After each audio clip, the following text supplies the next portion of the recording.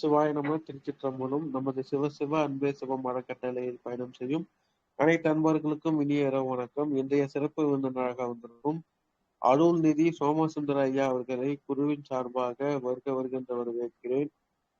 ஐயா, தலைப்பு சொல்லி ஸ்டார்ட் பண்ணிக்கோங்க. நன்றி ஐயா. வணக்கம். வாழ்க வளமுடன். அன்பே சிவம் இந்த நிகழ்வின் மூலமாக உங்களை எல்லாம் சந்திப்பதிலே பெருமகிழ்ச்சி அடைகிறேன். ஆன்மாவை அறிவோம் என்ற தலைப்பிலே இன்றைக்கு சிந்திக்க முனைகிறோம். அன்புள்ளங்களே, ஆம், நான் என்கின்ற ஒரு சொல் நாம் எப்போதும் பயன்படுத்துகிற ஒன்றுதான். ஆனால் ஒரு வகையில அதனை விரித்துரைக்க முற்படுவோமே என்று சொன்னால், இங்கே நான் என்று நாம் குறிப்பிடுகின்ற இந்த பருவுடல் என்று சொல்லக்கூடியது, அதாவது வெப்ப ஓட்டம், இரத்த ஓட்டம், காற்றோட்டம், உயிரோட்டம் அனைத்தும் இணைந்த ஒரு தொகுப்பு தானே. அதனை நம்ம என்ன பண்றோம், பிறந்த பின்னால நான் அப்படின்னு சொல்றோம். நான் என்றால் இங்கே நெஞ்சிலே கை வைத்து நான் தான் என்று சொல்லுவோம். அவ்வாறு நான் என்று சொல் ஆன்மீகத்தை பொறுத்தவரையில முனைப்பாக பேசப்படுவதாக கருதப்படுகிறது. பொதுவாக ஆன்மீகம் என்று நாம் உள்ளே புகுவோமே என்று சொன்னால், இந்த ஆன்மீகம் என்று சொல்லப்படுகிற ஒன்று யாரெல்லாம் கையில எடுக்கிறார்களோ, சிந்திக்கிறார்களோ, அவர்கள் முதலில் இழக்க வேண்டியது அந்த நான் என்ற சொல்லுதான். எனவே அப்ப எதை குறிப்பிடுகிறோம் என்றுதான் கேள்வி இங்கே வரும். பொதுவாக நாம் உலகியல் பூர்வமாக சிந்திக்கிற போது, ஆன்மீக பூர்வமாக இல்லை, உளவியல் பூர்வமாக, ஆன்மீக பூர்வமாக அல்லாமல் உலகியல் பூர்வமாக சிந்திக்கிற போது, இந்த பருவுடலையும் பருவுடலுக்கான பெயரையும் இங்கே இருக்கக்கூடிய உயிரையும் குறிக்கக்கூடியதுதான். ஆனால் அதுவே ஆன்மீக துறையில செல்வோமே என்று சொன்னால், ஞானியர்கள், தன்னை அறிந்தவர்கள் நான் என்று முனைப்பாகி சொல்ல மாட்டார். யாம் வருவோம், யாம் இருப்போம் என்றுதான் பன்மையிலே குறிப்பிடுவார்கள். ஏனென்று சொன்னால், நான் என்கின்ற ஒரு முனைப்பான சொல் என்பதுதான் ஆன்மீகத்தில அந்த முனைப்பு கூடாது என்பதை எல்லா கோணத்திலும் சிந்திக்கப்படுகின்ற பொருளாகும். ஏன் இவ்வாறு நான் என்று சிந்திக்க கூடாது என்று சொல்லுகிறார்கள் என்று சொன்னால், உடல் தத்துவத்தை எல்லாம் தனித்தனியே 96 தத்துவங்களாக பிரித்து பேசுகிறது சைவ சித்தாந்தம். உதாரணமாக இந்த பருவுடல், இந்த பருவுடல்ல கெட்டி பகுதி இருக்கிறது, நீர்மை பகுதி இருக்கிறது, வெப்பம் இருக்கிறது, காற்றும் இருக்கிறது, உயிரும் இருக்கிறது. அப்ப பஞ்சபூத தன்மைகள் இருக்கிறது. மனம் என்று எடுத்துக்கொண்டோமே என்று சொன்னால், அன்னமய கோஷம், பிராணமய கோஷம், மனோமய கோஷம், விஞ்ஞானமய கோஷம், ஆனந்தமய கோஷம் என்று பேசப்படுகிறது. நாடிகள் என்று எடுத்துக்கொண்டால் தச நாடிகளை பற்றி பேசுகிறார். அதில் சுழும்னா நாடி என்று தியானம் செய்கிறதும் வருகிறது. இப்படி பஞ்சேந்திரியங்கள், கர்மேந்திரியங்கள், ஞானேந்திரியங்கள் என்றெல்லாம் தனித்தனியே பிரித்து ஆராயக்கூடிய ஒரு சிறப்பான ஒரு சைவ சித்தாந்தத்தை நாம் அறிந்திருப்போம். அப்படி சைவ சித்தாந்தம் என்று எடுத்துக்கொண்டு உடல் தத்துவத்தை, உயிர் தத்துவத்தை எல்லாம் பிரித்து ஆய்வு செய்கின்ற சீரிய விஷயத்தை முந்தையோர்கள் அறிந்து உணர்ந்து வெளிப்படுத்தி இருக்கிறார்கள் என்று சொன்னால், இன்றைக்கும் அந்த சைவ சித்தாந்தம் என்று சொல்லக்கூடியது மிக மிக தொன்மையான, பெருமைக்குரிய, விஞ்ஞானபூர்வமான, இன்னும் சொல்ல போனார் ஒரு பேருண்மையைத்தான் அங்கே மிக அழகாக விளக்கி இருக்கிறார்கள். இன்றைக்கும் சைவ சித்தாந்தத்தை கற்க புகுவோமே என்று சொன்னால், ஒரு கடல் போல மிக பெரிதாக அது அமைந்திருக்கிறது. அவ்வளவு தூரம் இங்கே உள்நோக்கி பார்த்து சிவத்தத்துவம், வித்யா தத்துவம், உயிர் தத்துவம், உடல் தத்துவம் என்றெல்லாம் பிரிக்கிறார். அப்படி இந்த உயிரைத்தானே நான் என்று சொல்லுகிறோம் என்று நினைப்பதில்லை. நான் என்ற உடனே பருவுடலையும் இதற்கான பெயர் சோமசுந்தரம் அப்படின்னு சொன்னா இதைத்தான் முன்னெடுத்துக் கொள்ளுகிறோம் நாம் நடைமுறை. ஆனால் உண்மையில ஆன்மீக அடிப்படையிலே பார்க்கிற போது ஒரு மிக சிறப்பான ஒரு சொல் நமக்கெல்லாம் அறிவோம். ஆன்மா என்பதை பற்றி ஞான நூல்கள் பேசுகிறது.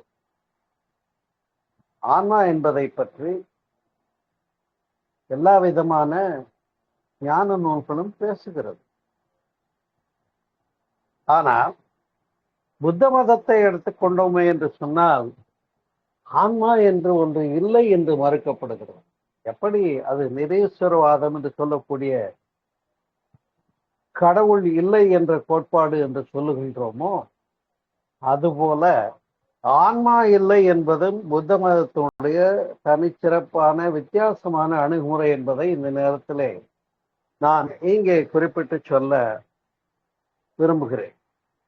ஆகையினால் நண்பர்களே, அப்ப ஆன்மான்னு ஒண்ணு இருக்கா இல்லையங்கிறதே கேள்விக்கிடமாகிறது. இன்னும் சொல்ல போனா ஆன்மா என்பது என்ன, அதை அறிய வேண்டும் என்ற முன்னெடுப்பு. அதுதான் ஆன்மீகம் என்ற சொல்லே ஆன்மாவின் மேம்பாடு என்ற பொருளிலே முன்வைக்கப்படுகிறது. அப்படி இங்கே எது ஒன்று கருவுடலுக்குள்ளே இயங்குகிறதோ அந்த இயக்கத்தை நாம் என்ன பெயரால குறிப்பிடுவோம்? உயிர் என்று சொல்லுகிறோம்.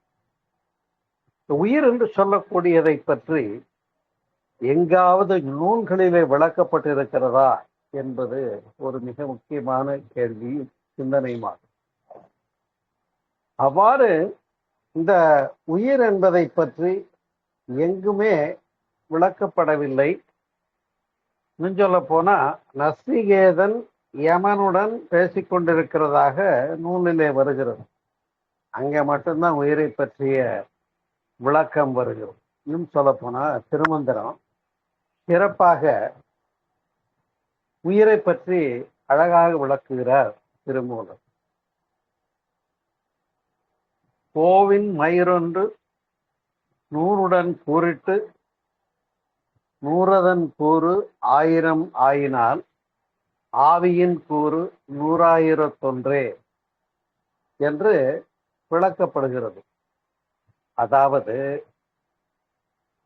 மேவிய ஜீவன் வடிவது சொல்லிடின், அதாவது உயிரை பற்றி சொல்ல வேண்டும் என்று சொன்னால், உயிர் எப்படி இருக்கிறது என்று சொல்ல வேண்டும் என்று சொன்னால், மேவிய ஜீவன் வடிவது சொல்லிடின் கோவின் மயிரொன்று, கோ என்றால் பசு, ஒரு பசுமாட்டினுடைய ஒரு ரோமத்தை எடுத்துக்கொண்டு அதனுடைய குறுக்களவிற்கு பகுப்பாக்கி கோவின் மயிரொன்று நூறுடன் கூறிட்டு நூறதன் கூறு, அப்ப அது 1000 ஆயினால் பாருங்க, அதுல ஒரு துகளை எடுத்து 1000 பகுத்தால் என்ன இருக்குமோ அதுதான் என்று சொல்லுகிறார்.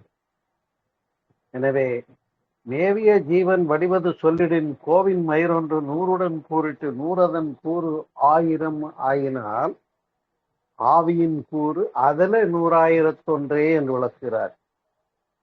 இப்படி பகுத்து கொண்டே வந்தால் அங்கே என்ன இருக்கும் என்பது நாம் இங்கே சிந்தனை பூர்வமாகத்தான் கணிக்க முடியுமே தவிர பருப்பொருள் ஆராய்ச்சியாக ஒரு லேபில் வச்சு காண முடியாது, அறிய முடியாது. ஏனென்று சொன்னால் அப்படி நுணுங்கி நுணுங்கி நுணுங்கி நுணுங்கி பகுப்பாய்வு செய்து பார்க்கிற போது ஒன்றுமில்லை என்ற பதில் தானே வரும். ஏன்னா மேவிய ஜீவன் வடிவது சொல்லிடின் கோவின் மயிரொன்று 100 கூறிட்டு 100 கூறு 1000 ஆயினால் ஆவியின் கூறு 100,000 என்று பேசப்படுகிறது. அதாவது உயிரினுடைய தன்மை அவ்வளவு நுணுங்கியது என்று பேசுகிறார். அதனுடைய நுட்பத்தை புரிந்து கொள்ள வேண்டும் என்று சொன்னால், அன்பு உள்ளங்களே, உயிர் என்று சொல்லுகிறோம். அதனை விளங்குமாறு சொல்லலாம் இந்த திருமந்திரத்தின் அடிப்படையிலே என்று சொன்னால், the least whirling particle, நுண்ணியக்க மூலக்கூறு, சுழலும் பகுதி என்று சொல்லலாம். இந்த சுழலும் பகுதி எங்கே இருக்கிறது என்பதை விளக்கு முகத்தான் அதே சைவ சித்தாந்தம் பேசுகிறது. பூதாகாசம், சித்தாகாசம், மகாகாசம் என்று பேசுகிறோம். இப்ப 3 விதமான ஆகாசங்களை பற்றி சிந்திப்போம். ஒன்று பூதாகாசம் என்று சொல்லக்கூடியது. நாம் காணக்கூடிய பொருள்கள் எல்லாம் பஞ்சபூதங்களினுடைய தொகுப்பு தானே, அதை பூதாகாசம் என்று சொல்லுவோம். பஞ்சபூதங்களுமே பூதாகாசம் என்பதிலே அடங்கும். அப்ப நாம இந்த உலகம் தழுவிய பார்வை, நாம எதையெல்லாம் பார்க்கிறோமோ எல்லா பொருள்களும் அசோசியேஷன் ஆஃப் எனர்ஜி பார்ட்டிகிள், சுழலும் துகள்களினுடைய தொகுப்பு என்று சொல்லலாம். அப்ப அந்த அசோசியேஷன் ஆஃப் எனர்ஜி பார்ட்டிகிள் என்று சொல்லக்கூடியது, சுழலும் துகள் என்று சொல்லக்கூடியது எங்கே இருக்கிறது என்று அறிவுபூர்வமாக நாம் சிந்திப்போமே என்று சொன்னால், இங்கே சித்தம் இசை குடிகொண்ட பரிபூரணானந்தமே என்று பாடுகிறார் தாய்மானார். அப்படி இங்கே சித்தம் என்று சொல்லக்கூடிய மனம் ஒரு ஏக்க நிலைதான் என்பதை அறிவோம். அந்த மனம் எங்கிருந்து வருகிறது என்று பார்த்தால், உடல், பருவுடலிலே பஞ்சபூதங்கள் சேர்ந்திருக்கிறது. ஆனால் உடலுடைய இயக்கம் என்பதை உருவாக்குவதற்கு விஞ்ஞானிகள் முனைகின்றார்கள், இயலவில்லை. அதுதான் ஒரு பெரிய அழகான விஷயம். லேபில் வச்சு ஒரு உயிரணுவை, ஒரு செல், பாடி செல்ல உருவாக்கணும்னு விஞ்ஞானிகள் முனைகின்றார்கள். அவ்வாறு முனைகிற போது ஒரு செல்லுல என்னெல்லாம் ரசாயன கூடுகைகள் இருக்குமோ அதையெல்லாம் கரெக்டா கம்போசிஷன் கொண்டு வந்து அங்க கூடுகைப்படுத்தி ஒரு செல்லை தயார் பண்ண முடிந்தது. ஆனால் அந்த ஒரு செல்லிலே, அதாவது உயிரணுவிலே உயிரை காணப்பட முடியவில்லை. இப்படி கண்டிருந்தா அதை கண்டவனே பிரம்மாவாகி இருப்பார் இல்லையா? அந்த வகையிலே தான் இந்த தொகுப்பினை ஆண முடிகிறது. உயிர் என்ற ஒன்றை பேச முடியவில்லை. அதை எந்த நூல்களும் பேசவில்லை, திருமந்திரம் பேசுகிறது.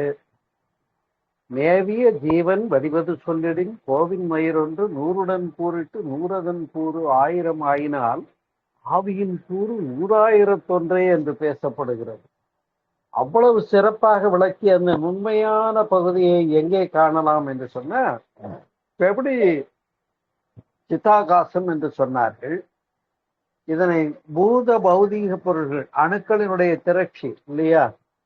ஒரு கல் அல்லது கட்டை அல்லது உலோகம் ஒன்றை எடுத்துக்கொள்ளும்.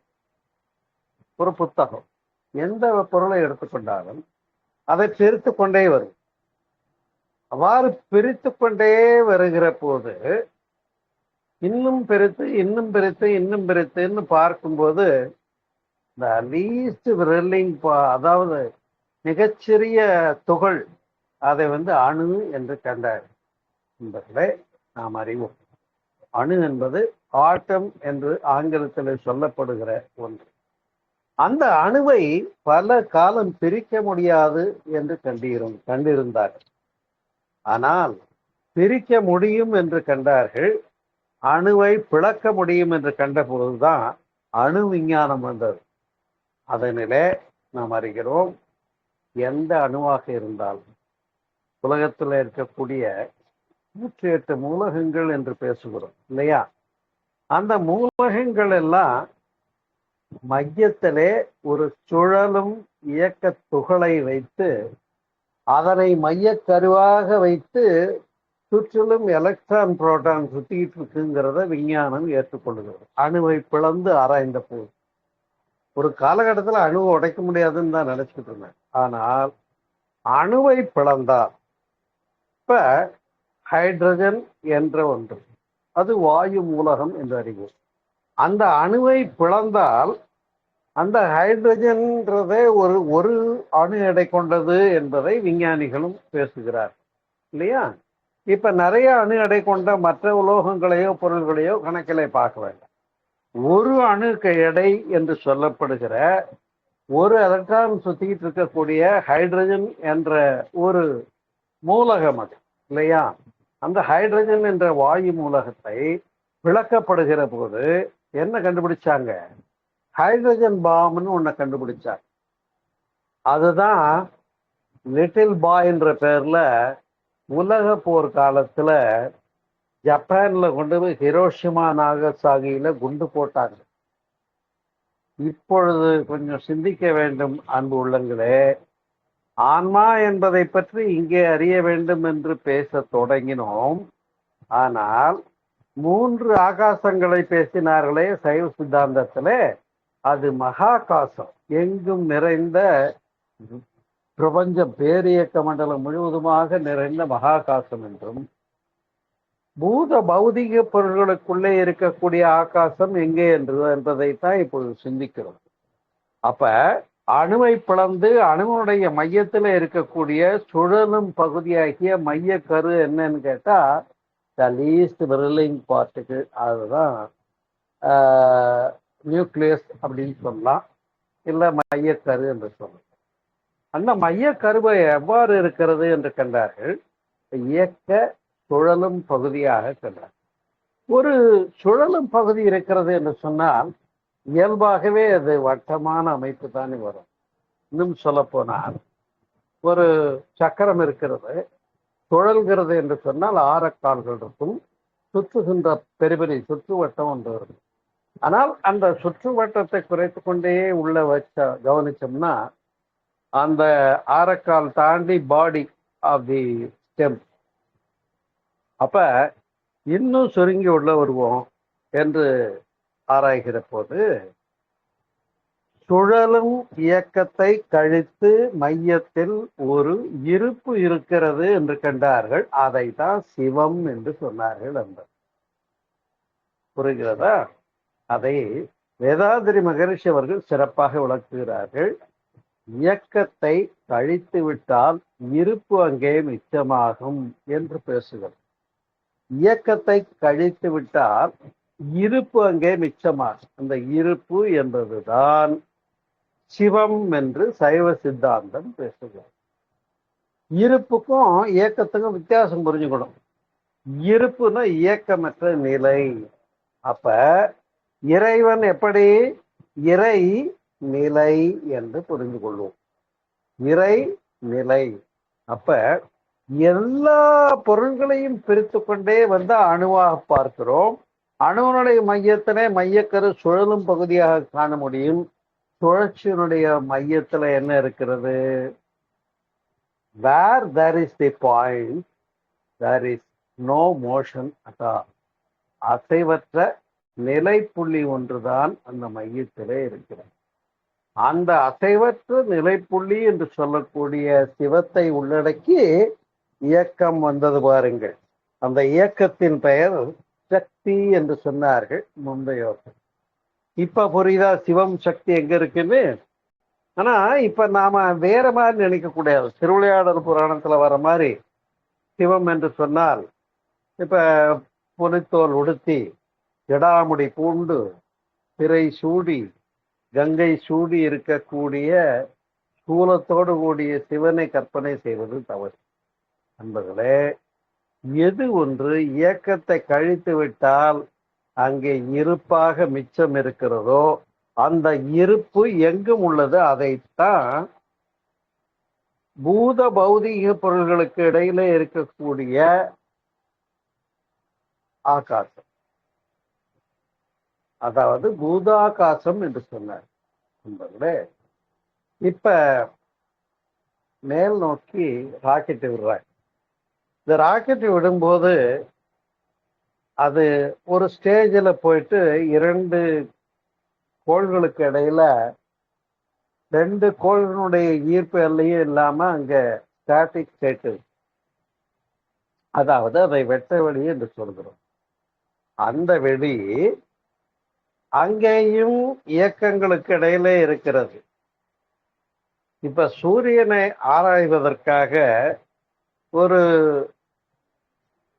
இதை அனுப்பிச்சாங்க, உங்களுக்கு தெரியும். அது அங்க போய் கிட்டையும் இழுக்காம தூரம் இழுக்காம இருக்கக்கூடிய அந்த நிலைப்பகுதியில கொண்டு போய் நிறுத்திட்டாங்க இல்லையா? அது போலதான் எல்லா இயக்கங்களுக்கும் மத்தியில ஒரு நிலைப்பகுதி உண்டு, அதை கண்டுக்கிட்டாங்க. இதுதான் சிவம் என்றும் வெட்ட வெளி என்றும் பாழ் என்றும் பிரம்மம் என்றும் சொல்லப்பட்டது. ஏன்னா பிரம்மம்னா அது அசையாதது என்ற பொருளிலே வரும். அதே நிலைப்பகுதி இப்ப மகாகாசமாக அங்கேயும் இருக்கிறது, பூதாகாசமாக நாம் பார்க்கின்ற பருப்பொருள்கள் எல்லாத்திலையும் இருக்கிறது. இப்ப எது ஒன்று இங்க இருந்து நான் என்று சொல்லி ஆன்மா எது என்று அறிவோம் என்று முற்படுகிறது. அப்ப இது ஒரு காம்போசிஷன் தான். பஞ்சபூத கூடுகையில உயிர் இயக்கம் என்று சொல்லக்கூடிய ஒரு கொத்தியக்கம் தான் இது. இது என்ன ஆகுது? ஒன் ஃபைன் மார்னிங் மெட் வித் டெத் இல்லையா? மரணத்தை சந்தித்தே தீர வேண்டும். பிறந்தவங்க எல்லாருக்கும் மரணம் உண்டு. ஆனால் மரணமிலா பெருவாழ்வு வாழ்ந்திடலாம் என்று வள்ளல் பெருமானார் போன்ற பெரியவர்கள் எல்லாம் பேசியிருக்கிறார்கள் என்று சொன்னால், ஆகையினாலே தான் நான் ஒரு புத்தகம் ஒன்று எழுதியிருக்கிறேன். உங்களுக்கெல்லாம் தெரியும், பிறப்புக்கு முன்னும் இறப்புக்கு பின்னும் உயிரின் நிலை என்ற இந்த புத்தகத்திலே அப்படி உயிர் என்பதை பற்றிய முழுமையான விளக்கத்தை நான் அளித்திருக்கிறேன். ஏனென்று சொன்னால், ஒரு மரணத்துக்கு பின்னே என்ன நடக்கிறது என்று அறிய முடியாத, விஞ்ஞானம் தொட முடியாத உண்மையை நம்முடைய முந்தையோர்களுடைய சிந்தனையை ஒட்டி நாம் அறிய முடிகிறது என்று சொன்னால், அங்கேதான் நம்முடைய ஆன்மீகம் என்ற சொல், ஆன்மா என்று தேடி பார்க்கிற போது அதனுடைய தனிச்சிறப்பு முன் வந்து நிற்கிறது, வேற ஒன்றுமில்லை. அப்ப ஆன்மா என்பதை இல்லை என்று புத்த மதம் பேசுகிறது. ஆனால் நாம் எல்லாம் ஆன்மா இருக்குன்னு சொல்றோம்னு சொன்னாங்க. அப்ப எது இருக்கு? இப்ப நமக்குள்ள பார்க்கணும். சைவ சித்தம் சொன்னது போல 96 தத்துவங்களை பிரித்தார்கள். அதிலே உடல் தத்துவம், உயிர் தத்துவம், சிவ தத்துவம், வித்யா தத்துவம் என்று பிரித்து கொண்டே கடைசியில இதை உங்களுக்கு புரியுற மாதிரி சொல்லான்னு சொன்னா, வேதங்கள் இருக்கிறது என்று வைத்துக்கொள்ளும். இந்த வேதங்கள் என்ன சொல்லுதுன்னா, நேத்தி நேத்தி நேத்தின்னு கழிச்சுக்கிட்டே வா. எது உள்ள பொருள், எது மறைந்து விடக்கூடியது, இல்லாம போகக்கூடியது, எது பொய்ப்பொருள், எது மெய்ப்பொருள்னு பிரிச்சுக்கிட்டே வா. மெய்ப்பொருள் ஒன்று மட்டும்தான் இருக்க முடியும். அந்த மெய்ப்பொருள் ஒன்று எங்கும் நிறைந்துள்ளது. அதை பரம்பொருள் என்று சொல்லுகிறோம், மேலான பொருள் என்று சொல்லுகிறோம். அதை பரம சிவம் என்று சொல்லுகிறோம். அப்ப அந்த மேலான ஒன்றுதான் இருக்க முடியும். அது தொடக்கம் இல்லையா? ஆதி என்ற பேராற்றல். அதிலிருந்துதான் இது எல்லாமே வந்தது. எது? வெட்ட வெளியிலிருந்து அது தன்னெழுச்சி பெற்று சுழன்ற போது அதை நுண்ணியக்க மூலக்கூறு என்று சற்று முன்பு பார்த்தோம் இல்லையா? அப்ப தான் லீஸ்ட் விரலிங் பார்ட்டிகிள் என்று தொடங்குகிற போது அங்கேதான் மையத்திலே சிவத்தை நிலைப்புள்ளியாக வைத்து இயங்குகிற சக்தியை 2வது காட்சியாக விரித்துரைத்தார்கள். இப்ப சிவம் என்றால் என்ன, சக்தி என்றால் என்ன என்ற கேள்விக்கு ஆன்மீக அடிப்படையிலே நாம் இப்ப விளக்கம் கண்டிருக்கிறோம். அது அறிவியல் பூர்வமாகவும் இதுதான் உண்மை. ஏனென்று சொன்னால், இயக்கத்தை கழித்து விட்டால் இருப்பு அங்கே மிச்சமாகும். அப்ப அசையாத இயக்கமில்லாத ஒரு நிலை புள்ளியை உள்ளே மையமாக புள்ளியாக கொண்டு ஒரு பருப்பொருள்களுக்குள்ள மையக்கரு இருக்குன்னு ஒத்துக்கிறாங்க இல்லையா சயின்டிஸ்ட். இதே தன்மை இங்க உயிரை பற்றியும் திருமந்திரம் பேசிய திருமூலர் விளக்கி சொன்ன அந்த கோவின் மையம் 100 கூறிட்டு ஆவியின் கூறு 100,001 என்று சொல்லப்பட்ட போது என்னன்னு கேட்டா அங்கேயும் அப்சல்யூட்டை தான் குறிக்கிறாங்க, ஒன்றுமில்லை என்றும். அன்பு உள்ளங்களே, இதனாலதான் உருவாய் அருவாய் உளதாய் இளதாய்னாங்க. இறைவன் இருக்கான், ஆனா இல்லை, எங்கும் இருக்கிறான், எங்கும் நிறைந்த பொருள். சரி, அப்ப இங்க எது இருக்கு? இங்க நான் இருக்கிறேனா, இங்க அவன் இருக்கிறான். இதுதான் இன்றைய தலைப்பினுடைய அடிப்படை நாதம் என்பதை புரிந்து கொள்ளுங்கள். அதனாலே இப்ப கொத்தியக்கமாகவும் உயிராகவும் இருந்து உணரப்படுகின்ற எது ஒன்று என்னுள் இருந்து நான் யார் என்று பார்க்கிறதுக்கு சொல்லிக் கொடுத்தார் பகவான் ஸ்ரீ ரமண மகரிஷி. நீங்கள் அறிவீர்கள், நான் யார் என்ற தலைப்பை முதல் உபதேசமாக எல்லோருக்கும் வழங்கியது பகவான் ரமணருடைய தனிச்சிறமை நாம் அறிவோம். இப்ப நான் யார் என்ற கேள்விக்கு எது இங்கே முன்னு இருக்கிறது? இப்ப இந்த கொத்தியக்கம் தான் இது தாயினுடைய கருவிலை பிறப்படுத்தது. மரணத்தின் போது உயிரின் விண்ணினுடைய அம்சம் உயிர் விண்ணோடே சென்று சேர்ந்து விடுகிறது. காற்றினுடைய அம்சம் மூச்சு காற்று காற்றோடு கலந்து விடுகிறது. உடல்ல இருக்கக்கூடிய சூடு வெப்பம் கொஞ்ச நேரம் கழிச்சு பாடி சில்லுன்னு ஆகி போகுது இல்லையா? அப்ப நீர் பகுதியும் பெரிய ஆரம்பிச்சிடும். சீக்கிரமா கொண்டு போய் காட்டுக்கு கொண்டு போய் கொளுத்திட்டு வந்துடுறாங்க.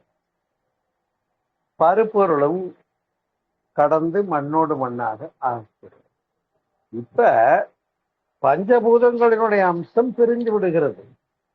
மண்ணினுடைய அம்சம் மண்ணோடும், நீருடைய அம்சம் நீரோடும், வெப்பத்தினுடைய அம்சம் வெப்பத்தோடும், காற்றினுடைய அம்சம் காற்றோடும், மூச்சு காற்று, விண்ணினுடைய அம்சமாகிய உயிர் விண்ணோடும் அமைந்து விடுகிறது என்று கண்டால் இங்கே எது மிச்சம் பாருங்க. இப்ப புரிகிறதா?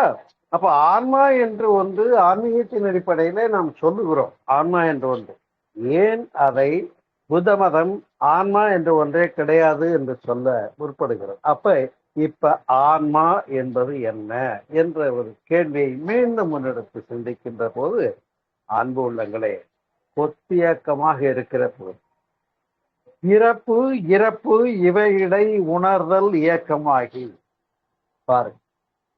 பிறப்பு இறப்பு இந்த ரெண்டுக்கும் இவை இடை உணர்தல், அந்த உணர்தல் தான் ஆன்மா.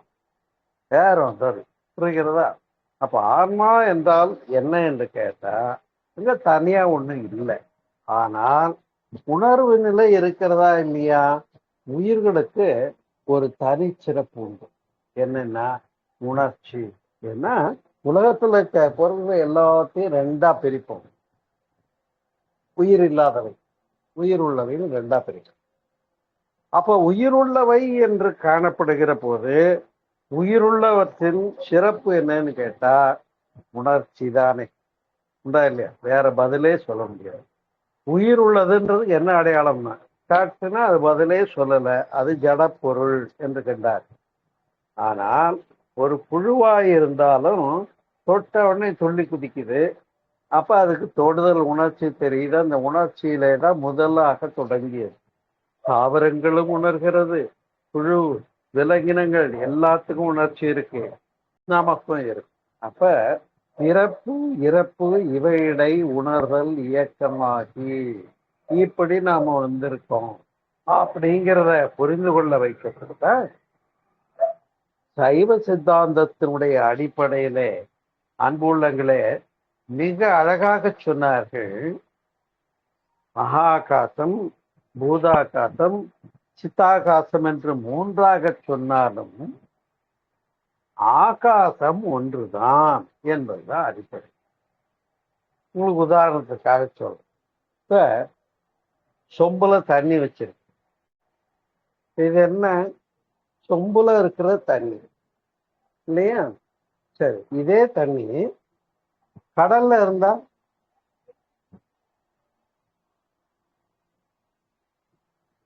அது கடல் நீர் என்று சொல்லுகிறோம். குளத்துல இருந்தா குளத்து நீர் என்று சொல்லுகிறோம். ஆனால் அந்த நீர் என்று சொல்லுகிறதுக்கு தமிழ் சொல் அது பானி, நீலு, வாட்டர், மொழி பேதத்துல வேற வார்த்தையில வந்தாலும் விஞ்ஞான அடிப்படையில சொன்னா என்ன சொல்லுவோம்? H2Oன்னு சொல்லுவோம் இல்லையா? அப்ப ஹைட்ரஜன் 2 மடங்கும் 2 அணுவும் ஆக்சிஜன் 1 அணுவும் சேர்ந்து ஒரு குறிப்பிட்ட வெப்பநிலையில அந்த ஆனோடு காத்தோடு சேரும் போது நீர் மூலகம் வர முடியும் என்பதை விஞ்ஞானமும் ஏற்றுக்கொள்கிறது. அதே நீரை ஒரு பாத்திரத்திலே வைத்து கொதிக்க வைத்தா அது என்ன ஆகுது? ஆவியாக மாறி வாயு மூலமாக பிரிந்து விடுகிறது. இப்ப எப்படி நீர் என்று சொல்லக்கூடியது ஹைட்ரஜன் ஆக்சிஜனுடைய காம்போசிஷன்ல வந்ததோ அது போல இங்கே ஒரு கூடுகை தான் தோற்றமாக வந்திருக்கிறதே தவிர, அப்ப அந்த உணர்ச்சி என்பதுதான் ஆன்மாவனுடைய உயிரினுடைய மிகச்சிறிய ஒரு பண்பாக நாம் புரிந்து கொள்ள முடிகிறது இல்லையா? சரி, ஆனா இந்த 5 புலன்கள் வழியாக உயிரானது வெளியே வருது பாருங்க. அப்பதான் தன்மாற்றம் என்ற ஒன்று நடைபெறுகிறது. இந்த தன்மாற்றத்தை பஞ்சதன்மாத்திரை என்று நம்முடைய முந்தையோர்கள் பேசியதுதான் தனிச்சிறப்பு. சயின்ஸ் கூட தொட முடியாத ஒரு பேருண்மையை பஞ்சதன்மாத்திரை என்ற பெயரிலே அதை அழகாக எடுத்து சொன்னது நம்முடைய முந்தையோர்களுடைய தனிச்சிறப்பு. என்னன்னு கேட்டா, எப்படி ஒரு மின்சாரம் நாம கரண்ட் சப்ளை இபியில இருந்து போஸ்ட் ரைட் போஸ்ட்ல இருந்து வீட்டுக்கு மின்சாரம் தருகிறோம். அந்த மின்சாரம் பாசிட்டிவ் நெகட்டிவ்னு 2 தான் வருது. ஆனா அதுவே வீட்டுல வந்த பின்னால மோட்டார்ல எந்திர சக்தியா இருக்கு இல்லையா? ஹீட்டர்ல வெப்ப சக்தியா இருக்கு, ஃப்ரிட்ஜ்ல குளிர்ச்சி சக்தியாக இருக்கு, லைட்ல வெளிச்சமாக இருக்கிறது, டிவியில ஒலி மொழியுமாக இருக்கிறது. இப்ப ஒரே கரண்ட் தான் அதனதில் வெளிப்படக்கூடிய கருவிகள் மூலமாக அது ஆகிறது? தன்மாற்றம் பெறுகிறது. அதே போல உயிர் என்ற ஒன்று கண்ணின் மூலமாக வெளிப்படுகிற போது பெர்செப்ஷன், எனக்கு முன்னால ஒரு அழகான படம் இருக்கு, அதுல பூக்களாக வரைந்திருக்கிறார்கள் அப்படின்னு உணர முடிகிறது. அது மீண்டும் இங்க ரிஃப்ளெக்ட் ஆகி மூளையில போய் எண்ணம் என்ற பதிவாகி அழகான ரோஜா பூக்களினுடைய அல்லது சூரியகாந்தி பூக்களினுடைய கூட்டம்னு பர்செப்ஷன் உணர முடியுதா இல்லையா? சரி, இது மாதிரி நிறைய பூக்களை பதிவு பண்ணி ரெக்கார்ட் பண்ணியிருக்கோம் மூளையில. அப்ப அதுக்கு பேர் எண்ணம் என்று பெயர். நண்பர்களே, உடல் முழுவதும் இயங்கும் போது உயிர் என்று பெயர், புலன்கள் மூலமாக செலவாகிற போது மனம் என்று பெயர்.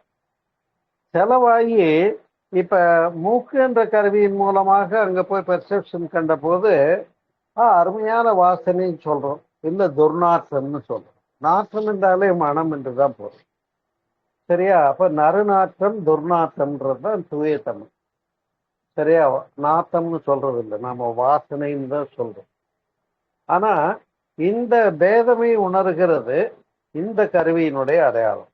அதே போல சப்த ஸ்வரங்கள் காது என்ற கருவியின் மூலமாக ஒரே உயிராற்றல் வெளிப்பட்டு அங்க அந்த அதிர்வுகளையும் ஒலி அலைகளையும் வித்தியாசப்படுத்தி உணர்கிற போது அதை சரிகமபா என்று சொல்லக்கூடிய 7 ஸ்வரங்களில் எத்தனை பாடல் என்று அறிகிறோம். அதே போல நாக்கு என்ற கருவியின் மூலமாக வெளிப்படுகிற போது அறுசுவையாக, இல்லையா, நம்ம அறியப்பட்டு நல்ல அறுசுவை உணவு சிறப்பான உணவு அப்படின்னு அனுபவிச்சு சொல்றோம். இப்ப இந்த அனுபவிச்ச பொருள் யாரு? அனுபவிச்ச யாரு? இதெல்லாம் அனுபவிச்சுட்டு நான் அனுபவிச்சேன்னு எங்க வந்ததுன்னா, புலன் மூலமாக உயிராற்றல் வெளியில வந்து பார்வையாக, வாசனையாக, சுவையாக, ஸ்பர்ச உணர்வாக, கேட்டல் உணர்வாக எல்லாம் வந்து இங்க ஒரு கான்செப்ட் என்ன ஆகுது, மூளையில புலன்கள்ல போய் பதிவாகுது பாருங்க. இப்பத்தான் ஆன்மா என்பது பிரம்மன் தான் அசைவற்ற நிலைப்பகுதின்னு சொன்னமே தவிர, அதே வந்து உயிர் என்று வந்த பின்னால தொன்று தொட்டு வரக்கூடிய, அதாவது தாவரங்கள், புழுப்பூச்சி இல்லையா, ஓரறிவு, ஈரறிவு, மூவறிவு, நாலறிவு, ஐயறிவு, இப்ப ஆறாவது அறிவுடைய மனிதன் வரையில இதெல்லாம் என்னமா வந்தது? எத்தனையா வந்தது? 6 அறிவுடைய உயிர்களாக மலர்ந்திருக்கிற தனிச்சிறப்பு. இப்ப எல்லா உயிர்களுக்குமே இந்த பெர்செப்ஷன் உண்டு. நான் இருக்கிறேன் என்று உணர முடிகிறது.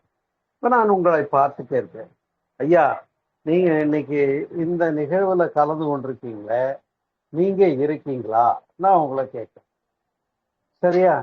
இப்ப முருகப்பன் இருக்காரா, பாலகிருஷ்ணன் இருக்காரா அப்படின்னு கேட்டா என்ன சொல்றோம்? உள்ளேன் ஐயா அப்படிங்கிறோம். இப்ப எது ஒன்று தன்னை உணர்ந்து நான் இருக்கிறேன் என்று சொல்லுகிறதோ, அந்த இருக்கிறேன் என்று சொல்லுகின்ற இருப்பை உணர்ந்த அனுபவம் தான் நான், வேற ஒண்ணு. இதைத்தான் ஆன்மா என்ற பெயர். அப்ப ஆன்மா என்று ஒன்று தனியா இருக்கான்னு கேட்டா, புத்த மதம் சொல்ற மாதிரி இல்லைங்கிறது தான் அதனுடைய முடிவு. ஆன்மா என்ற ஒன்று இல்லைங்கிறத முடிவு. ஆனா பெர்செப்ஷனாக இங்க இருந்து கொண்டு இருக்கிறோம். பெர்செப்ஷன் இருக்கேன்னு தெரியுது. நான் இருக்கேன்னு அப்புறம் நான் இல்லைன்னு சொல்ல முடியும்? நான் இருந்துகிட்டு உங்ககிட்ட இல்லைன்னு சொல்ல முடியுமா? நான் உங்களை பார்த்து கேட்கிறேன், என்ன முருகப்பன் சார் நீங்க இருக்கீங்களா இல்லையா அப்படின்னு கேட்கிறேன். ஐயா உள்ளேன் ஐயா அப்படின்னு சொல்றது. அப்ப அது என்னன்னா, நான் இருக்கிறேன் என்று உணர்ந்த அந்த அனுபவம் தான் நான். ஆனால் அந்த அனுபவமே நான் இருக்கிறேன் என்ற கண்ட உணர்வு இருக்கிறது பாருங்கள். அது கண்ட உணர்வு என்று பாஸ்ட் டென்ஸா போயிடுது. நீங்க இருக்கேன்னு சொன்னீங்க இல்லையா, நல்ல ஒரு முக்கியமான விஷயத்த பேச போறேன். ஆராய்ச்சி பூர்வமானது, அதனால நம்ம இப்படிதான் சிந்திக்கணும். ரைட். இப்ப நான் முருகப்பன் சார் இருக்கீங்களான்னு கேட்கிறேன், பாலகிருஷ்ணன் இருக்கீங்களான்னு கேட்கிறேன். நீங்க உடனே சொல்றீங்க இருக்கேங்க ஐயா அப்படின்னு சொல்றேன், உள்ளேன் ஐயா சொல்றேன். அப்ப அந்த பிரசன்ட், அதை தான் ஆம்னி பிரசன்ட், ஆம்னி பொட்டன்ட்னு சொன்னாங்க. எங்கும் நிறைந்தது, என்றைக்கும் உள்ளது இது அப்படின்னு. அந்த எங்கும் நிறைந்தது எதுவோ, என்றைக்கும் உள்ளது எதுவோ, தொடக்கமும் முடிவும் இல்லாதது எதுவோ, அதுவே எல்லாவற்றிலும் பரவி இருந்து கொண்டிருக்கிறது. அப்ப அந்த இருந்து கொண்டிருக்கிறது என்பதை நாம் எப்படி சொல்லுவோம்? சொல்லுங்க பார்ப்போம். இப்ப நான் இருக்கிறேன் என்று சொன்னால் அதை நாம எப்படி சொல்லுவோம்? சொல்லுகிற போது 2000. ஏன்?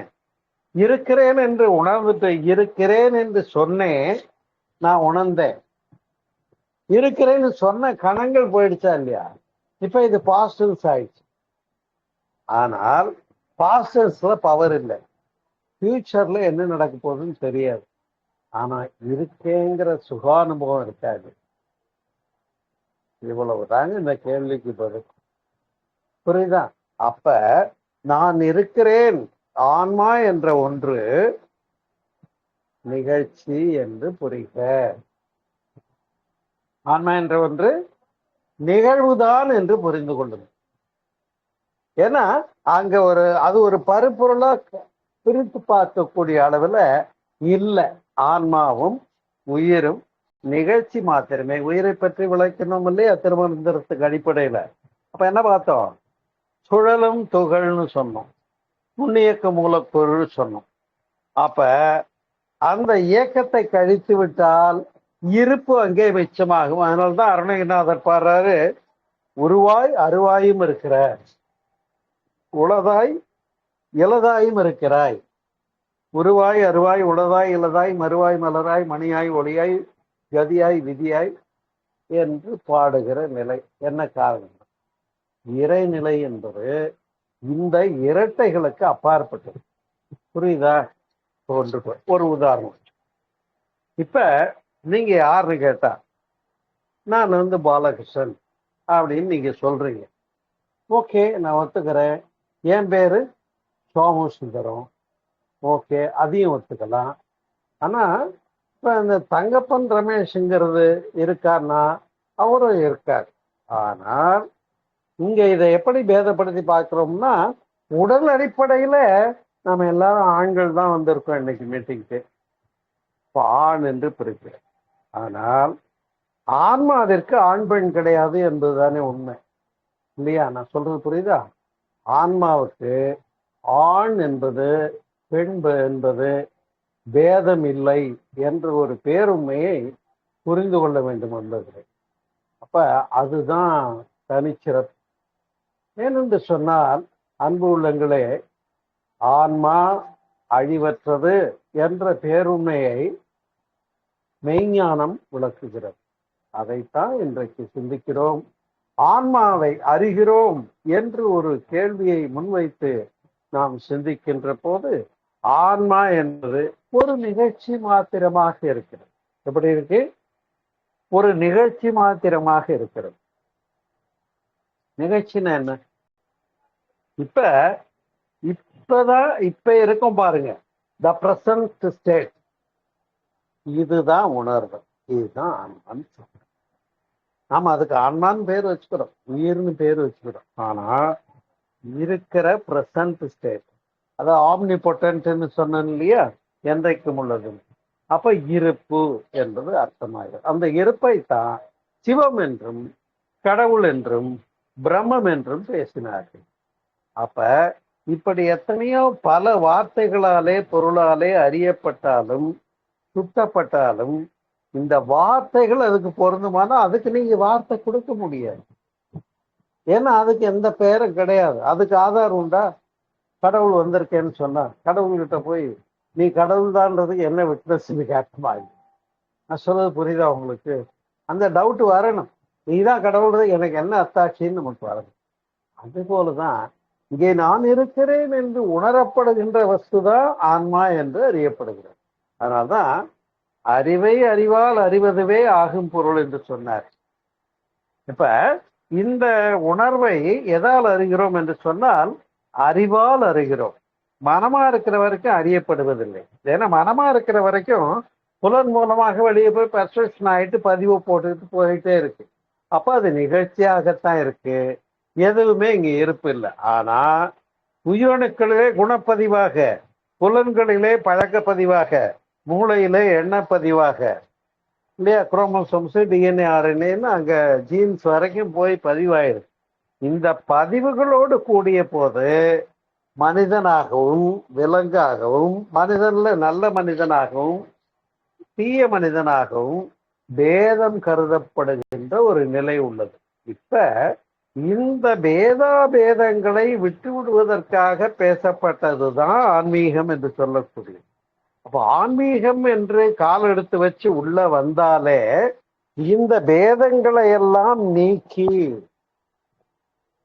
இந்த வேறுபாடுகளை கடந்து, சரியா, அப்ப பேதமற்ற ரெண்டில்லாத ஏகமான அந்த ஒரு வஸ்துவே எங்கும் உள்ளது பிரம்மம். அதுவே மகாகாசமாக பூதாகாசமாக இங்கே சித்தத்துக்குள்ளே ஆகாசம் சித்தாகாசமாக வந்திருக்கிறது என்றாலும் ஆகாசம் ஒன்றுதான் என்று உணர்ந்தது போல ஆன்மாவும் இறைவனும் ஒன்றுதான் என்ற ஒரு தெளிவை உணர முடிகிறது. ஆனா ஒரே ஒரு வித்தியாசம், உயிரில பதிவுகள் இருக்கிற காரணத்தினால நம்ம என்ன பண்ணிடுறோம், இது மனுஷன் இது மிருகம்னு பிரிக்கிறோம்.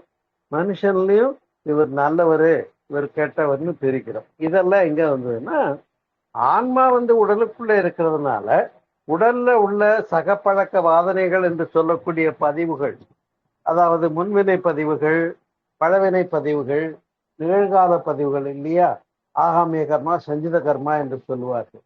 அப்ப இந்த வினைப்பதிவுகள் தான் இங்கே உயிர்களை வேறுபடுத்தி காட்டுகிறது. புரியுதுங்களா?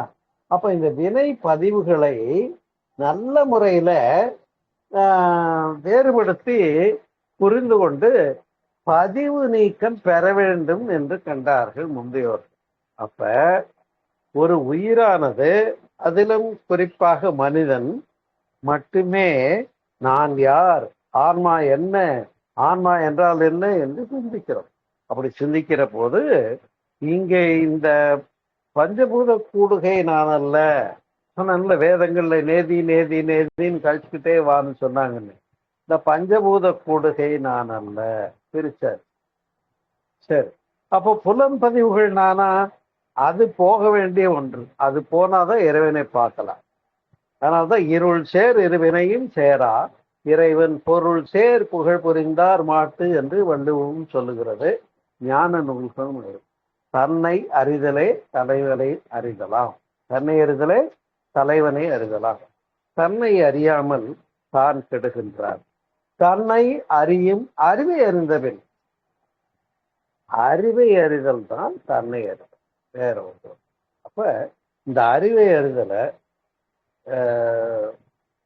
துரியம் என்ற யோக பயிற்சியின் மூலமாக அதை மரமிலடிகள் அழகாக அறிவியல் என்று பேசுகிறார். துரியம் என்பதை பற்றி அறிவியல், காடலை, பிரம்மப்புழை, திருவடி என்றெல்லாம் சொல்லப்பட்ட பெரு நிலை அதுதான். ஏன்னா அந்த பி இன் பிரசன்ட் என்று ஜே கிருஷ்ணமூர்த்தி போன்ற பெரியவர்கள் பேசியிருக்காங்க இல்லையா, பி இன் பிரசன்ட், நிகழ்காலத்தில் இரு என்று. நிகழ்காலத்துல நம்ம இருக்கும்போது ஆமா இருக்கீங்களான்னு கேட்டா நீங்க தங்கப்பன் சார் என்ன சொல்றீங்க, நான் இருக்கேன் அப்படின்னு நீங்க சொல்றீங்க. அப்ப அந்த இருக்கேன்னு சொல்லக்கூடிய இருப்பாக இருக்கிற, சரியா, அதுதான் நான் என்று ஏற்றுக்கொள்கிறேன். இப்ப இதைத்தான் ஆன்மா என்று சொன்னோமே தவிர, ஆன்மா பதிவுகளோடு கூடியது. அந்த பதிவு நீங்கிறதுக்கு தான் தவம் வேண்டும், யோகம் வேண்டும். அப்ப ஒன்று நிற்கிற போது விரிந்து பெற்ற பதிவுகள் எல்லாம் ஆன்மாவில களங்கங்களாகிறது. தவம் செய்கிற போது, தியானம் செய்கிற போது, ஒன்றுதல் செய்கிற போது, அலை இல்லாமல் குவிகிற போது, லயமாகிற போது உயிரிலே உள்ள களங்கங்கள் பதிவுகள் எல்லாம் போய் இப்ப ஆத்மா சுத்தாத்மாவாகிற போது மனிதன் மாமனிதன் ஆகிறார், தெய்வமும் ஆகலாம். அப்ப மனிதனுள் நாயுண்டு பேயுண்டு நரி உண்டுன்னு பாடியிருக்கார். மனிதனுள் தெய்வமும் உண்டு. அப்ப மனிதனுள் எது விளங்குகிறது? இன்னைக்கு இந்த பதிவுகளை நீக்கிவிட்டால் மேன் -3 impurities, அதாவது ஆணவம் கண்மம் மாயை, இந்த மும்மலங்கள் நீங்கிவிட்டால், மனிதனிலிருந்து ஆணவம் கண்மம் மாயை என்ற மும்மலங்கள் நீங்கிவிட்டால் அங்க அவனே இறைவன் என்பதுதான் கான்செப்ட் இன்னைக்கு நாம பேசுறதுனுடைய அடிப்படை பொருளாகும். எனவே இது ஒரு மிகப்பெரிய பிலாசபி. இது இந்த அளவுல நாம புரிந்து கொள்ளுவோம்.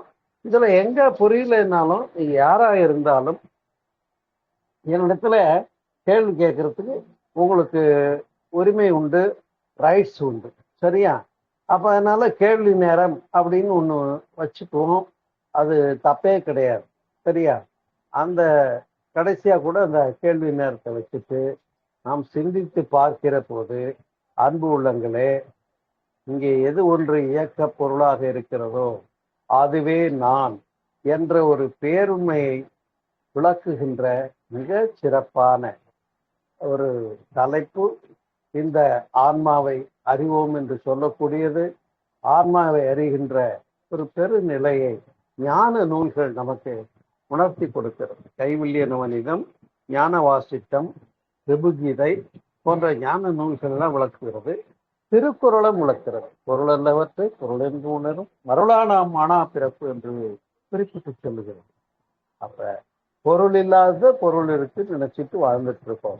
இந்த பொருள் எதுவுமே பொருள் அல்ல, பொருள்கள் எல்லாம் மாறக்கூடியது என்ற பேருண்மையை உணர்ந்து கொள்ளுகிற போது இங்கே நான் என்கிறதும் நிகழ்ச்சிதான். உணர்ந்து நான் இருக்கேன் அப்படின்னா அது போயிடுச்சு அந்த கணங்கள். அப்ப நான் என்பது நிலையானதில்லை, ஆன்மா அழிவற்றது என்ற கான்செப்டை புரிந்து கொள்ள வேண்டும். புரிந்து கொள்ளுகிற போது ஆன்மாவை அறிந்தவர்கள் ஆவோம் என்று கூறி ஒரு நல்லதொரு உயர்ந்த உன்னதமான சிந்தனை விருந்தை இன்றைக்கு நிறைவு செய்திருக்கிறோம். இது உங்களுக்கு தெளிவாக புரிந்திருக்கும் நான் என்று நம்புகிறேன். இதனை புரிந்து கொள்ளுங்கள். புரியலன்னு எனக்கு ஃபோன் பண்ணுங்க, கேளுங்க, நாம் பேசுவோம், சந்திப்போம், சரியா என்று கூறி இந்த இனிய மாலை போதிலே உங்களோடு ஆன்மாவை அறிவோம் என்ற அருமையான ஒரு தலைப்பில் சிறப்பான ஒரு உரையையும் ஒரு ஆன்மீகபரமான ஒரு ஞானபூர்வமான விளக்கத்தையும் பேசியிருக்கிறோம். இது நல்லா உங்களுக்கு புரிதலாக இருக்கும் நம்புறேன். எனவே ஆன்மான்னு ஒரு தனியாக கான்செப்ட் இல்லை. பதிவுகள் நீங்கினால் அங்கே அதுவே பிரம்மம், அதுவே நாம இருக்கிறோம். நம்முள் இறைவன் இருக்கிறார். இறை வேறல்ல, நான் வேறல்ல என்ற அத்வைத ஞானம் விளங்குகிற போது எல்லா கான்செப்டும் தெளிவாக புரியும் என்று கூறி நிறைவு செய்கிறேன். நன்றி, வணக்கம். வாழ்க வளமுடன், வாழ்க வளமுடன், வாழ்க வளமுடன்.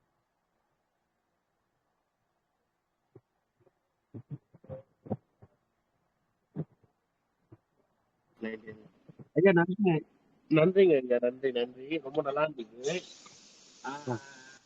என்ன சொல்றது அப்படின்னு வந்து தெரியல.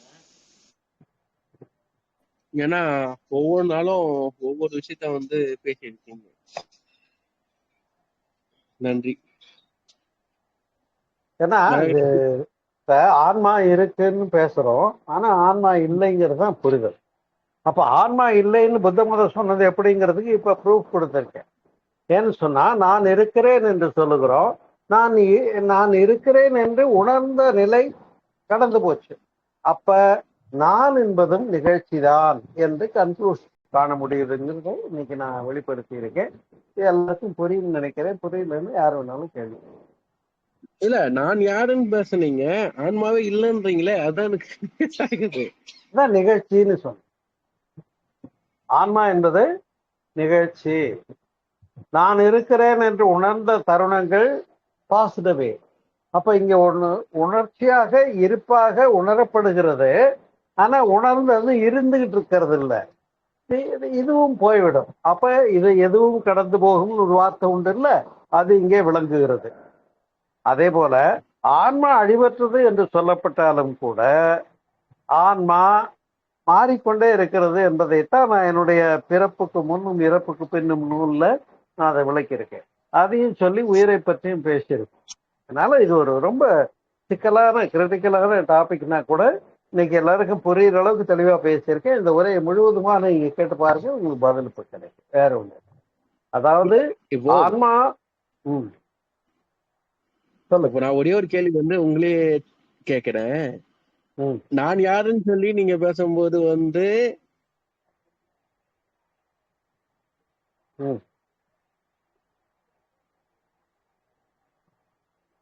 சொல்லுங்க. லைவ் வெளியே போயிடுச்சு. நான் யாருன்னு சொல்லி கேட்கும்போது, நான் யாருன்னு பேசும்போது ஒவ்வொரு டைம்ல ஒவ்வொரு டைமென்ஷன்ல பேசுனீங்க, ஓகேங்களா? பட் இப்ப வந்து ஆன்மாவே இல்லன்றீங்களே,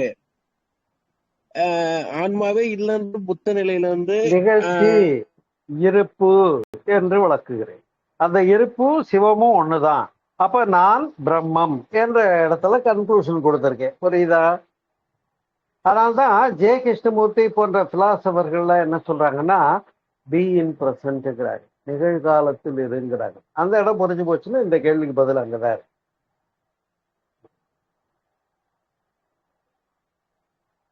ஓகேயா? சொன்னது அந்த கான்செப்ட் வந்து புரிஞ்சிருச்சு. இதே பகவத் ஐயா சொன்னதும் அகம்புறம் சிவம் சொன்ன விஷயமும் ஒண்ணுதான். என்ன விஷயம்னா பி இன் பிரசன்ட் சொன்ன விஷயம் தான். நீ பிரசன்ட்லயே இது பாஸ்ட் நினைக்காத, பிரசன்ட்ல இருந்து இந்த செகண்ட் ஜாலியா என்ஜாய் பண்ணிட்டு போ. அடுத்த செகண்ட் ஆகும் யாருக்கும் தெரியாது, பிரம்மாவுக்கு நம்ம இந்த செகண்ட்ல இருக்கத்தான் முடியுமே தவிர இந்த செகண்ட் எனக்கு ஜாலியா இருக்குன்னு சொல்லும்போது 2000. அந்த இரண்டு இல்லாத ஏகத்துவத்தை பற்றி தான் புரிஞ்சுக்கணும். அதுதான் ஆன்மீகத்துல சிறப்பு. புரியுதா? இப்ப காலை பொழுது நல்லா இருக்கு, சூரிய உதயம் பாக்குறீங்க, அனுபவிக்கிறீங்க, அந்த பி இன் பிரசன்ட்ங்கிறதோட முடிச்சுக்கணும். ஆனா சூரிய உதயம் அழகாக இருக்கிறது என்று நாம் சொல்லும் போது 2000. ரொம்ப ஒரு நுணுக்கமான இடம் அது. புரியுதுங்களா? அப்ப அதுவாக இருக்கிறது தான் சிறப்பே தவிர, நான் அதுவாக இருக்கிறேன்னு நான் சொல்லிட்டேன், நான் பிரம்மமா இருக்கேன்னு நான் சொன்னேன்னா அது தப்பு. அது நான் தான் கடவுள்னு சொன்னா தப்பு தானே. இல்ல, ஒரு நான் கிளாஸ் அந்த இருக்கு. ஆங்கிள் நான் சொல்ல வரல. நான் விவாதமாவே பேசுறேன். நான் அந்த ஆங்கிள் நான் சொல்ல வரல. என்ன விஷயம் அப்படின்னா, இது எப்படி எடுத்துக்கிறது? நீங்க ஒரு சில விஷயங்கள் கருத்து சொல்லும் போது கிட்டத்தட்ட வேதாத்திரி மகரிஷி பேசிருக்கீங்க, வள்ளலாரை பத்தி பேசியிருக்கீங்க, பரமரிஷியை பத்தி பேசியிருக்கீங்க, நிறைய விஷயத்த வந்து பேசியிருக்கீங்க. பட் இந்த ஆங்கிள வந்து ஃபுல்லாவே இது பண்ணி ஒரு டைல்யூட் பண்ணி ஒரு கிட்டத்தட்ட வந்து ஒரு சாலிடான விஷயத்த சொல்றீங்க. அது மட்டும் நல்லா புரிய முடியுது. இதுதான் சொல்றீங்க. பட் அந்த கன்க்ளூஷனை வந்து ஏத்துக்க முடியல. அதான் விஷயம். நான் உங்க தனி லைன்ல வரேன். ஒண்ணும் இல்ல இருங்க இப்பவே ஒரு உதாரணம் சொல்றேன், உங்களுக்கு புரியும். குருடர்கள் சேர்ந்து யானையை பார்த்தாங்களாம். துதிக்கைய தடவினவே உலக்க மாதிரி இருக்குன்னா, வாழை தடவினவன் கயிறு மாதிரி இருக்குன்னா, காலை தடவினவன் தூண் மாதிரி இருக்குன்னா, வயிற்ற தடவினவும் பானை மாதிரி இருக்குன்னா. ஆனா அவரவர்கள் உணர்ந்தவாறு வெளிப்படுத்தப்பட்ட விதம் தான் வேறே தவிர அங்க உள்ள பொருள் முழு உணர்தலுக்கு. அதனால்தான் கடவுளை அறிதல் கஷ்டம்னு எல்லாரும் சொல்றாங்க. எனவே முதல்ல இருப்பு நிகழ்காலம் என்பதை உணர்ந்தோம் என்று சொன்னால் நாம் அதுவாகத்தான் இருக்கிறோம் என்ற தெளிவு வரும். அப்ப நான் இருக்கிறேன் என்ற வார்த்தை கூட விட்டுவிடும். நான் பாலகிருஷ்ணனோ சோமசுந்தரமோ முனைப்பாகி சொன்னால் அது தவறு என்பதுதான் ஆன்மீகத்தினுடைய அடிப்படை. நான் இல்லை, எனக்குள்ள பிரம்மன் தான் பேசுது, என்னுடைய அறிவாக இருப்பவன் இறைவன். அததான் வேதாத்திரி மகர்ஷி அறிவே தெய்வம்ன்றார். அஞ்சுவதேன் துணைந்துரைப்போம் அறிவே நான் தெய்வம்ன்றார்.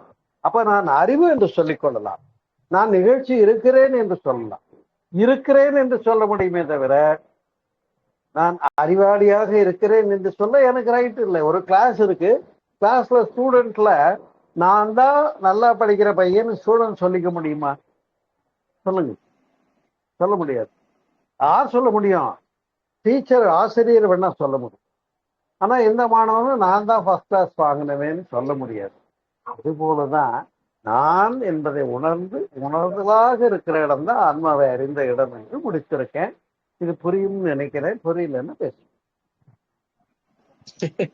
கண்டிப்பா நான் லைனுக்கு வரேன். ஏன்னா வந்து இருக்குதுலே ஹை சப்ஜெக்ட் ஆக்சுவலா வந்து.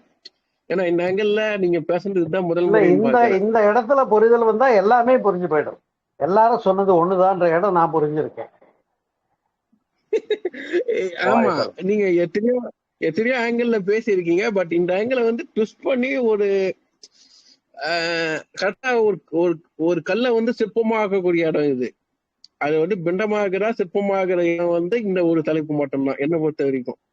அதுதான் தண்ணி எல்லாம் ஒண்ணுதான். கடல் தண்ணி, குளத்து தண்ணி, சொம்பு தண்ணி எல்லாம் ஒண்ணுதான் உதாரணம் சொல்லிட்டேன். மகாகாசம், பூதாகாசம், சித்தாகாசம்னு சொல்லிட்டு ஆகாசம் எல்லாம் ஒண்ணுதான்னு சொல்லிட்டேன். நிகழ்காலம்னு சொல்லிட்டேன். அதை உணர்றதுக்கு தான் தவம்னு சொல்லிட்டேன். இன்னும் புரியலன்னா பேசுவோம். நன்றி நன்றி. இவன் நிறைய பேசிதான் தப்பா நினைக்காதீங்க. ஏன்னா பேசணும், கேட்கணும், நல்ல தெளிவாகணும். உங்களுக்கு புரியுற வரைக்கும் சொல்ல வேண்டியது என் பொறுப்பு. ஏன் உங்களுக்கு புரியுற வரைக்கும் நீங்க என்ன விடக்கூடாது, அது உங்க பொறுப்பு.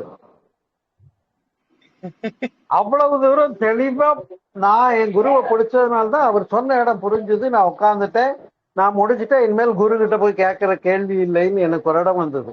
73 அந்த இடம் வந்தது. புரியுதா? அது மாதிரி எல்லாருக்கும் வர முடியும். எல்லாருக்கும் வர முடியும். அந்த அறிவு, அந்த தெளிவு எல்லாருக்கும் வர முடியும். அதுல ஒண்ணும் டவுட்டே இல்லை. Marimuthu sir, Siva sir, Maruthappan sir தான் ரொம்ப நேரம் கேட்டுக்கிட்டு இருக்காரு. அதை டவுட் தான் கேட்கணும். மருதப்பன், மாரிமுத்து சந்தேகம் எதுவும் இல்லைங்க. நல்லா இருந்ததுங்க. நன்றிங்க.